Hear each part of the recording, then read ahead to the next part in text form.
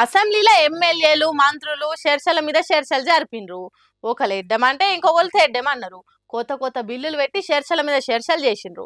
మరి ఆ చర్చలల్లా తెలంగాణ జనానికి అక్కరకు వచ్చే ముచ్చట్లు ఏమన్నా ఉన్నాయా అనేది ఒకసారి మనం కూడా అడుచుకుందాం పాండ్రి.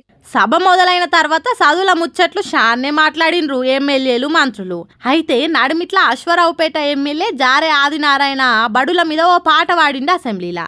నా ఆదివాసీ గిరిజన జాతి అంతా కూడా ఆశ్రమ పాఠశాలని ఒక దేవాలయంగా భావించేటటువంటి తరుణంలో ఆలయం ఆలయం దేవాలయం ఇది గిరిజన ఆశ్రమ విద్యాలయం ఆలయం ఆలయం దేవాలయం ఇది గిరిజన ఆశ్రమ విద్యాలయం గిరికోనలలో వెలసిన విద్యాలయం వనవాసి విద్యార్థుల జ్ఞాన జ్యోతి నిలయం గిరికోనలలో వెలసిన విద్యాలయం వనవాసి విద్యార్థుల జ్ఞాన జ్యోతి నిలయం ఎల్లలు లేని విద్యార్థికి కన్న తల్లి ఎల్లలు లేని విద్యార్థికి కన్న తల్లి కల్లలు ఎరుగని గిరిజన విద్యాలయం కల్లలు ఎరుగని గిరిజన విద్యాలయం ఆలయం ఆలయం దేవాలయం ఇది గిరిజన ఆశ్రమ విద్యాలయం. ధన్యవాదాలు అధ్యక్ష. తర్వాత బయటి దేశాలకు పోయి చదువుకునే పిల్లలకు సర్కార్ సాయం చేసుడు గురించి మాజీ మంత్రి గంగుల కమలాకర్ మాట్లాడుకుంటా మొత్తం ఈరోజు తెలంగాణ రాష్ట్రంలో 6,700 మంది బడుగు బలహీన వర్గాల బిడ్డలు ఈ రోజు విదేశాలలో తెలంగాణ ప్రభుత్వం కేసీఆర్ ప్రభుత్వం చదివించింది. సుమారు 1,000 కోట్ల రూపాయి 8 నెలల్లో ఖర్చు చేసిన అధ్యక్ష. ఇది కేసీఆర్ గారు రికార్డ్ అధ్యక్ష. మరి మీరు ప్రభుత్వం వచ్చిన తర్వాత 15 నెలలైంది అధ్యక్ష. 15 నెలల్లో ఇంతవరకు ఏ ఒక్క బీసీ బిడ్డ గిట్ట మీరు విదేశీయానానికి అనుమతి ఇచ్చిండ్రా? సెలక్షన్ అయిందా? ఇంతవరకు సెలక్షన్ కాలేదు అధ్యక్ష. ఇసోంటి ముచ్చట్లు చాలా చెప్పే వరకు మంత్రి సీతక్క లేచి చూసుకోలేదు. మరి కమలాకర్ లాగానో ఇంకో పెద్దల లెక్క మేము ప్రైవేట్ స్కూళ్ళ నుంచి వచ్చిన కాదు సార్. మాకు సూటిగా గవర్నమెంట్ స్కూళ్ళలో చదివినాం, గవర్నమెంట్ హాస్టల్స్లో వచ్చినాం. సుత్తి లేకుండా సూటిగా మాట్లాడతాం. తప్పైతే తప్పని ఒప్పుకుంటాం, ఒప్పైతే ఒప్పని మొప్పుకుంటాం. కానీ ఆయన లెక్క మరి తప్పు మాట్లాడుతుంది ఏం తప్పు మాట్లాడినా నేను చెప్పండి అధ్యక్ష. బ్రేక్ టైంలా సీతక్క స్ప్రైట్ దాగిందో ఏమో సుత్తి లేకుండా సూటిగా మాట్లాడుతున్నదట. ఇలా మాటలు నడమ మజ్లిస్ పాటోళ్లకు మైక్ ఇస్తలేరట. అందుకే కోపం వచ్చిందో ఏమో. फिर आप माइक भी नहीं दे रहे सर. अगर ऐसा करना है बोले तो सर ठीक है सर. हम अंडर प्रोटेस्ट कि this government is really failing to conduct the house and stopping the questions, changing the questions, not giving the answers and really killing the democracy and this house sir on the protest of this sir. और इसके एहतजाज में हम समझते हैं कि ठीक है सर हम वॉकआउट करते हैं सर. आप ये जरूर बोलूंगा सर कि ये गांधी भवन नहीं है, ये असेंबली है. असेंबली की तरह चलाइए. गांधी भवन को गांधी भवन की तरह चलाइए. మీ పద్ధతి ఏం మంచిగా లేదు. అసెంబ్లీని అసెంబ్లీ తిరగ నడుపుండ్రి, గాంధీ భవన్ తిరగ నడిపితే మేము ఉండం అన్నట్టు కోపంతో వాకౌట్ చేసి అసెంబ్లీ నుంచి వెళ్ళిపోయినరు. తర్వాత బీజేపీ బీఆర్ఎస్ పార్టీలు చాలా మంది మాట్లాడిన తర్వాత బీసీలకు 42% రిజర్వేషన్ల బిల్లును మంత్రి పొన్నం ప్రభాకర్ అసెంబ్లీలో ప్రవేశపెట్టిండు. 2025 తెలంగాణ వెనుకబడిన తరగతుల షెడ్యూల్ కులాల మరియు షెడ్యూల్ తెగల విద్యా సంస్థల్లో సీట్లు మరియు రాష్ట్ర సర్వీసులలో నియామకాలు లేదా పదవులు రిజర్వేషన్ బిల్లును ప్రవేశపెట్టుటకు అనుమతి కోసం ప్రతిపాదిస్తున్నాను అధ్యక్ష. 2025 తెలంగాణ వెనుకబడిన తరగతుల గ్రామీణ మరియు పట్టణ స్థానిక సంస్థలలో సీట్ల రిజర్వేషన్ బిల్లును ప్రవేశపెట్టుటకు అనుమతి కోసం ప్రతిపాదిస్తున్నాను. తర్వాత పొట్టి శ్రీరాములు తెలుగు యూనివర్సిటీ పేరు మార్చుడు మీద పొట్టి శ్రీరాములు గారి పేరు మార్చట రైల్వే స్టేషన్ కి పెడదామంటున్నారు కదా అధ్యక్ష. మరి పేరు ఎందుకు మార్చాల్సి వస్తున్నది? ఎందుకు? మరి ఉస్మానియా యూనివర్సిటీ ఉన్నది కదా అధ్యక్ష. కాబట్టి ఉస్మానియా యూనివర్సిటీ పేరు మార్చి సురవరం సుధాకర్ రెడ్డి గారి పేరు పెట్టుకోవచ్చు. కానీ ఉన్న పొట్టి శ్రీరాములు గారి పేరు తీసేసి ఏదో రైల్వే హబ్కు పెడదాము అని చెప్పడం అది ఎంతవరకు సంబంధించిన అధ్యక్ష? మీరు కావాలంటే ఉస్మానియా యూనివర్సిటీ పేరు మార్చుకొని సురవరం ప్రతాప్ రెడ్డి గారి పేరు పెట్టుకోండి, కానీ మీరు ఇక్కడ ఉన్నటువంటి పొట్టి శ్రీరాములు గారి పేరు మార్చాలని మీరు ఆలోచన చేయడం అది మంచి పద్ధతి కాదు అధ్యక్ష. వారందరూ మా అందరికి కూడా మరి బాధే, కానీ విశాలాంధ్ర పేరు బదులు ప్రజాపక్షం అని పేరు పెట్టుకున్నాం. అలాగే సిపిఎం కు సంబంధించి వాళ్ళకో పత్రిక ఉండేది ప్రజాశక్తి, దాని పేరు నవ తెలంగాణగా మార్చుకోవడం జరిగింది అధ్యక్ష. అందువలన ఇక్కడ మాకు ఇష్టం ఉన్నవి కూడా ఇక్కడ ఉన్న భౌతిక పరిస్థితుల వలన భౌగోళిక పరిస్థితుల వలన తప్పనిసరిగా మార్చుకోవడం జరుగుతుంది తప్పితే ఒకరిపైన ఒకరి ద్వేషం అనేది లేదు. పేర్ల మార్పు మీద వాళ్ళో మాట వీళ్ళో మాట అనుకుంటా బీసీ బిల్లు గురించి చాలాసేపు చర్చలు జరిగినాయి. అయితే బిల్లు తెచ్చుడు కాదు, సెంటర్ సర్కార్ చట్టం తెచ్చేదాకా కొట్లాడాలి అనేది ముఖ్యంగా మాట్లాడినరు. ఒకవేళ భారతీయ జనతా పార్టీ ప్రభుత్వం ఈ 42% రిజర్వేషన్ గిట్ట మీరు తీసుకొని రాకపోతే రాబోయేది కేంద్రంలో కాంగ్రెస్ పార్టీ ప్రభుత్వం రాబోతుంది. రాహుల్ గాంధీ గారి నాయకత్వంలో మేమే సాధించుకుంటామన్న మాట కూడా ఈ సందర్భంగా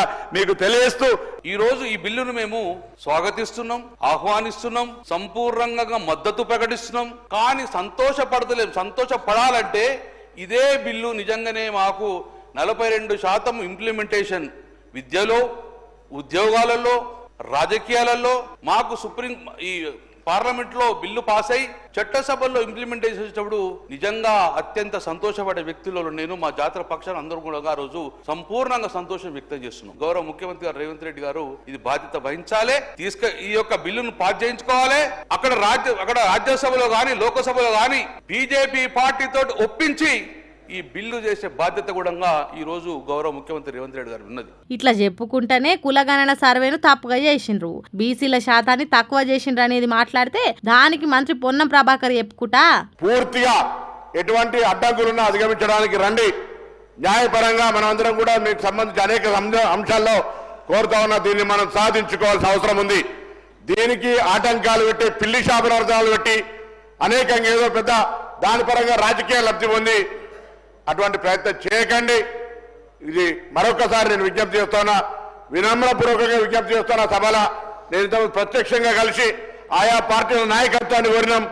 గౌరవ మా బలహీన వర్గాల శాసనసభ్యుల ఉదయం సమావేశమై ఈ అంశాన్ని తప్పకుండా ఢిల్లీలో అందరినీ కలవాలని కోరినాం. కాబట్టి దయచేసి నేను గౌరవ శాసనసభ ఉపపక్ష నాయకుడు హరీష్ రావు గారిని కోరుతా ఉన్నా, పార్టీ నిర్ణయానికి సంబంధించి, ఎందుకంటే సభ ప్రతిపక్ష నాయకులు లేరు కాబట్టి మీరు ఈ డైరెక్షన్ ఇచ్చి ఇందుకు సంబంధించి ఒక మంచి మార్గదర్శకత్వాన్ని, ఇది దేశానికి సంబంధించి ఒక రోల్ మోడల్గా కాబోతున్న ఈ అంశానికి సరి అయినటువంటి ప్రాపర్ సలహా గైడెన్స్ ఇచ్చి అందరం కలిసి ఏ తమిళనాడు ఐక్యతతోటి అన్ని సాధించుకుంటున్నాయో ఇలా తెలంగాణ కూడా స్ఫూర్తిప్రాయంగా రావాలి తప్ప డీవియేషన్ అయిపోయి దానికి సంబంధించి పిల్లి చాపడం పెట్టి దానికి సంబంధించి చేసే ప్రయత్నం వద్దు.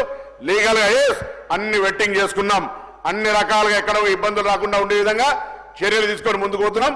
సభ తీర్మానం పూర్తిగా రేపు పొద్దున పత్రికల్లో కానీ ఎక్కడైనా దేశం మొత్తం కానీ ఇతర రాజకీయ పార్టీలు కానీ ఇంకో కేంద్రంలో బీజేపీ కూడా సభ తెలంగాణ మొత్తం ముక్త కంఠంతో దీన్ని ఆమోదించి తీసుకొచ్చారంటే ఢిల్లీ కూడా భయపడుతుంది. ఇట్లా బీసీ బిల్లు మీద ఆశాన్నే మాట్లాడినరు. ఇక మాజీ మంత్రి హరీష్ రావు మాట్లాడుకుంటా, గౌరవనీయులు బీసీ సంక్షేమ శాఖ మంత్రివర్యులు, నా మిత్రుడు, మా జిల్లా శాసనసభ్యులు పొన్నం ప్రభాకర్ గారు ప్రవేశపెట్టినటువంటి ఈ బిల్లుకు బీఆర్ఎస్ పార్టీ సంపూర్ణమైన మద్దతును తెలియజేస్తుంది. ఈ బిల్లును మేము మనస్ఫూర్తిగా స్వాగతిస్తూ ఉన్నాము. అయితే ఈ బిల్లు ఎప్పుడు నిజంగా బీసీ వర్గాలు సంతోషపడతాయంటే, బీసీ వర్గాలకు విద్యా ఉద్యోగాల్లో 42% రిజర్వేషన్ వచ్చినాడు. బీసీ వర్గాలకు స్థానిక సంస్థల్లో పట్టణ మరియు గ్రామీణ ప్రాంతంలో 42% రిజర్వేషన్ ఫలాలు వారికి పూర్తిగా అందినప్పుడు ఆ వర్గాలు చాలా సంతోషపడతాయి. అవి అందాలని కోరుకుంటున్నాం. అవి అందే ప్రక్రియలో రాష్ట్ర శాసనసభ ఏకగ్రీవ తీర్మానం చేయడంతో పాటు రేపు కేంద్రంలో పార్లమెంట్ లో పోరాటానికి కూడా బీఆర్ఎస్ పార్టీ కలిసి వస్తుంది. మాకున్న 4 రాజ్యసభ సభ్యులు కూడా ఏకగ్రీవంగా ఈ బిల్లుకు మద్దతు ఇస్తూ మేము ఓటేస్తాం. అయితే ఈ బిల్లు పాస్ కావాలంటే ఏం కావాలి అధ్యక్ష? రాహుల్ గాంధీ గారు ఇలా ప్రధాన ప్రతిపక్ష నాయకుడు, 100 మంది ఎంపీలు ఉన్నారు. వారు మరి ఈ బిల్లు మీద ఒత్తిడి తేవడానికి పార్లమెంట్ లో వారు కృషి చేయాల్సినటువంటి అవసరం ఉంది. దానికోసం వారిని గట్టిగా రాహుల్ గాంధీ గారు ఇలా పూనుకోవాల్సినటువంటి అవసరం ఉంది. అయితే మా మిత్రులు పొన్నం ప్రభాకర్ గారు మేమేదో మిస్గైడ్ చేస్తున్నాం అనేటువంటి మాట మాట్లాడిండ్రు. అది కరెక్ట్ కాదు. ఈ బిల్లు విషయంలో రాష్ట్ర శాసనసభలో గతంలో కేసీఆర్ గారు ఉన్నప్పుడు కూడా అధ్యక్ష మేము మార్కెట్ కమిటీ చైర్మన్లలో డైరెక్టర్లలో బీసీలకు 50% రిజర్వేషన్ తెచ్చింది బీఆర్ఎస్ పార్టీ. అదే విధంగా వైన్స్ లో మొట్టమొదటిసారిగా ఈ దేశంలో ఎక్కడ లేని విధంగా మా గౌడన్నల కోసం మరి గీత కార్మికులకు వైన్ షాప్ల అలాట్మెంట్ లో కూడా రిజర్వేషన్ తెచ్చింది బీఆర్ఎస్ ప్రభుత్వము. ఇట్లా మేము కొన్ని కార్యక్రమాలు చేసినాం. అయితే మేమేమంటున్నామంటే ఈ బిల్లులో ఒక 2 విషయాలు మీ చేతిలో ఉన్నది. ఇది దీంట్లో కేంద్రం పర్మిషన్ అవసరం లేదు, ఢిల్లీ అనుమతి కోసం వేచి చూడాల్సిన అవసరం లేదు. రేపో మాపో బడ్జెట్ పెడుతున్నాం కనుక మేము ఈ బిల్లులో 3 అంశాలు మా గంగుల కమలాకర్ అన్న చెప్పినటువంటి విషయాల్లో ఇందులో మన పెద్ద బేసిజాలకు పోవాల్సిన అవసరం లేదు. బీసీల మీద మీకు నిజంగా చిత్తశుద్ధి ఉంటే, బీసీల మీద మీకు నిజమైనటువంటి ప్రేమ ఉంటే 3 అంశాలు ఈ బిల్లులో చేర్చమని బీఆర్ఎస్ పార్టీ తరఫున అమెండ్మెంట్ ఇచ్చాం. ఆ 3 అంశాలు కొత్తవేం కావు, కాంగ్రెస్ పార్టీ గతంలో ఇచ్చినటువంటి హామీ. అందులో మొట్టమొదటిది గౌరవనీయులు గంగుల గారు చెప్పినట్టు 42% ప్రభుత్వ కాంట్రాక్ట్లలో బీసీలకు రిజర్వేషన్ చేస్తూ ఈ బిల్లులో చేర్చండి. దీంట్లో ఇంట్లో ఢిల్లీ పర్మిషన్ అవసరం లేదు, ఎవరు పర్మిషన్ అవసరం లేదు. రేపటి నుంచే ప్రతి కాంట్రాక్ట్ లో బీసీలకు రిజర్వేషన్ వచ్చే అవకాశం ఉంది. ఇది మీరు ఎన్నికల సమయంలో బీసీలకు ఇచ్చిన హామీ. దీన్ని దయచేసి దాంట్లో చేర్చాలని చెప్పి కోరుతున్నాం. నంబర్ 1. 1 నిమిషం. రెండవ అంశానికి వచ్చేసి బీసీలకు సబ్ ప్లాన్ అమలు చేస్తామని మీరు చెప్పారు. గతంలో కేసీఆర్ గారు SC ST sub plan carry forward విధానంతో ఎస్సీ ఎస్టీ గౌరవ సభ్యులు చాలా సీనియర్ మంత్రి కూడా కాలుకు మెడకేస్తే ఎలా ఉంది సార్, ఇది వేరు దానికి వేరు సంబంధించి మీరు చర్చ పెట్టండి. చర్చలో మీరు ఇవన్నీ అడగండి. ఆమోదించు. ఇది బిల్లులో పెట్టేటువంటి అంశం అధ్యక్ష. ఇది బిల్లులో 42% కాంట్రాక్ట్ ఇవ్వమని చెప్పి బిల్లులో కేంద్రానికి పంపే బిల్లు పంపుతారు, దానికి దీన్ని లెక్క పెడతారు. అరే మీరు ఇదే కదా నేను అడుగుతుంది. మొండికే కూరి తొండి పెట్ట కూరి మీరు తొండి ఆట ఆడతారో తెలిసి కూడా నేను రిక్వెస్ట్ చేసి వినమ్రపూర్వకంగా అంటున్నా. వాళ్ళట్లా వీళ్ళిట్లా అన్నట్టు బీసీ బిల్లు మీద చర్చలు జరిగినాయి. అంతేకాదు కాడమ ముచ్చట్లు కూడా మాట్లాడినరు. కానీ బీసీల రిజర్వేషన్ల మీదనే ఎక్కువసేపు చర్చలు నడిచినాయి. మరి చూడాలి ముందు ముందు ఢిల్లీని ఒప్పించి బీసీలకు ఎట్లా రిజర్వేషన్లు సాధిస్తారా అనేది.